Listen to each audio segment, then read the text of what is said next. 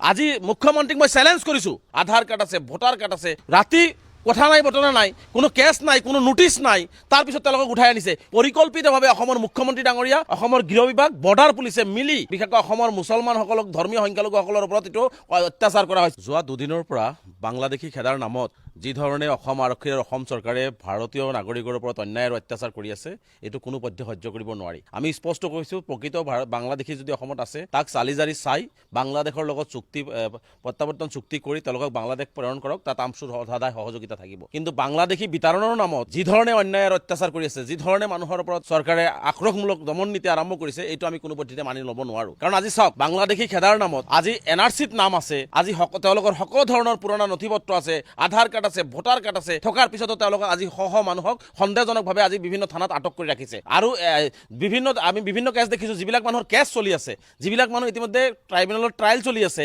সেইবিলাক মানুহক তেওঁলোকে উঠাইছে। যিবিলাক মানুহ হাইকোৰ্ট, সুপ্ৰিম কোৰ্টে বেল দিছে, ইতিমধ্যে ভাৰতীয় বুলি ডিক্লেয়াৰ কৰিছে, সেইসকল মানুহক উঠাই আছে। তাৰমানে এইটো সম্পূৰ্ণভাৱে পৰিকল্পিতভাৱে অসমৰ মুখ্যমন্ত্ৰী ডাঙৰীয়া, অসমৰ গৃহ বিভাগ, বৰ্ডাৰ পুলিচে মিলি অসমৰ, ভাৰতবৰ্ষ, বিশেষকৈ অসমৰ মুছলমানসকলক, ধৰ্মীয় সংখ্যালঘুসকলৰ ওপৰত এইটো অত্যাচাৰ কৰা হৈছে। গতিকে এই অত্যাচাৰ স্পষ্টভাৱে আমি কৈছোঁ, বন্ধ কৰাৰ কাৰণে আমি দাবী উত্থাপন কৰিছোঁ।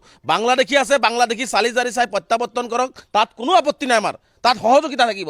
কিন্তু প্ৰকৃত ভাৰতীয় নাগৰিকৰ ওপৰত আজি গুৱাহাটীত আজি দেখিছোঁ যে ৰাতি কথা নাই বতৰা নাই, কোনো কেছ নাই, কোনো নোটিছ নাই, তাৰপিছত তেওঁলোকক উঠাই আনিছে। খোৱা পানী এটোপাল তেওঁলোকক দিবৰ কাৰণে পৰিয়ালে মানে বিচাৰিছে, সেই খোৱা পানী টোপাল তেওঁলোকক দিয়া হোৱা নাই।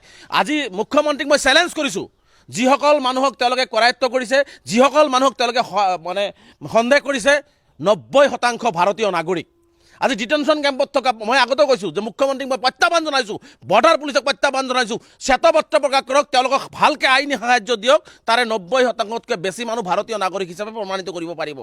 আজি সেইকাৰণে আজি অসম চৰকাৰে কেৱল মাত্ৰ ধৰ্মীয় সংখ্যালঘু হোৱাৰ কাৰণে অসমত এটা অস্থিৰ পৰিৱেশ, এটা ভয়ংকৰ পৰিৱেশ সৃষ্টি কৰিবৰ কাৰণে, ভোট বেংকৰ ৰাজনীতি কৰিবৰ কাৰণে এনেকুৱা ধৰণে তেওঁলোকে মানে নিৰ্মমভাৱে সাধাৰণ জনতাক আক্ৰমণ কৰা, সাধাৰণ জনতাক বাংলাদেশীৰ নামত অপবাদ দিয়া আৰম্ভ কৰিছে।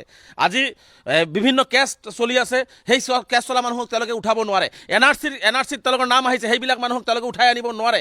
যিবিলাক মানুহ ইতিমধ্যে ফৰেনাৰ্ছৰ পৰা তেওঁলোকে স্বদেশী ডিক্লেয়াৰ হৈছে, কোৰ্টে ডিক্লেয়াৰ কৰিছে, তেওঁলোকক কোনো পদ্ধতিতে পুলিচে উঠাব নোৱাৰে। কিহৰ ভিত্তিত, কি তথ্যৰ ভিত্তিত অসম আৰক্ষীয়ে, বৰ্ডাৰ পুলিচে উঠালে? আজি বহু মানুহক নোটিছ দিয়া হোৱা নাই, নোটিছ নিদিয়াকৈ তেওঁলোকক মানে ফৰেনাৰ ডিক্লেয়াৰ কৰি মানে তেওঁলোকক এপটিকটলৈ পঠাই দিয়া হৈছে। আজি 2013 চনত, 14 চনত, 15 চনত বহু মানুহ তেওঁলোকে ভাৰতীয় হিচাপে কোৰ্টে তেওঁলোকক স্বীকৃতি দিছে, তাৰপিছত আকৌ নতুনকৈ তেওঁলোকক নোটিছ নিদিয়াকৈ তেওঁলোকক ফৰেনাৰ্ছ বনাই দিয়া হৈছে। গতিকে ইয়াত সম্পূৰ্ণ এটা ভয়াৱহ চক্ৰান্ত কৰা হৈছে, ভয়াৱহ ষড়যন্ত্ৰ ৰচনা কৰা হৈছে। অসমখনত এটা অগ্নিগৰ্ভ পৰিস্থিতি সৃষ্টি কৰিবৰ কাৰণে হিমন্ত বিশ্ব শৰ্মা ডাঙৰীয়াই ৰাজনীতি কৰিবৰ কাৰণে এনেকুৱা ধৰণৰ কথা কৈ আছে আৰু এনেকুৱা ধৰণৰ কৰ্মবিলাক কৈ আছে। গতিকে আমি স্পষ্টকৈ কৈছোঁ, বিদেশী মানুহক ভালকৈ চিনাক্ত কৰি বাংলাদেশ হওক, নেপাল হওক, তেওঁলোকৰ লগত প্ৰত্যাৱৰ্তন চুক্তি কৰি প্ৰেৰণ কৰক। কিন্তু এই যে যিটো নিৰ্মম অত্যাচাৰ, যি ধৰণে এটা ভয়ংকৰ পৰিৱেশ ৰচনা কৰিছে, এইটো অসম চৰকাৰ, বৰ্ডাৰ পুলিচে বন্ধ কৰিব লাগে, স্পষ্টভাৱে বন্ধ কৰিব লাগে।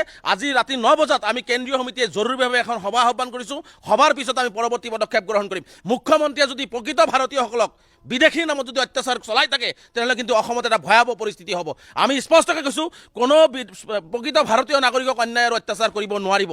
আমি স্পষ্টকৈ কৈছোঁ যে কোনো ভাৰতীয় নাগৰিকক তেওঁলোকে অন্যায় আৰু অত্যাচাৰ কৰিব নোৱাৰিব। আৰু মই পুনৰবাৰ বৰ্ডাৰ পুলিচ, DGP মহোদয় আৰু অসমৰ মুখ্যমন্ত্ৰীক মুকলি প্ৰত্যাহ্বান জনাইছোঁ, তেওঁলোকে যিবিলাক মানুহক অন্যায় আৰু অত্যাচাৰ কৰি আছে, তাৰে 90%তকৈ অধিক মানুহ ভাৰতীয় হয়।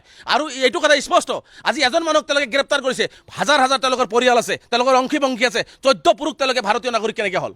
যদি এজন মানুহ বিদেশী হয়, তেওঁলোকৰ বংশী কেনেকৈ তেওঁলোকে অসমৰ বাসিন্দা হয়, ভাৰতৰ বাসিন্দা হয়, ভাৰতীয় নাগৰিক হয়? এই জবাব অসমৰ মুখ্যমন্ত্ৰী দিব লাগিব, ইয়াৰ উত্তৰ DGP মহোদয় দিব লাগিব।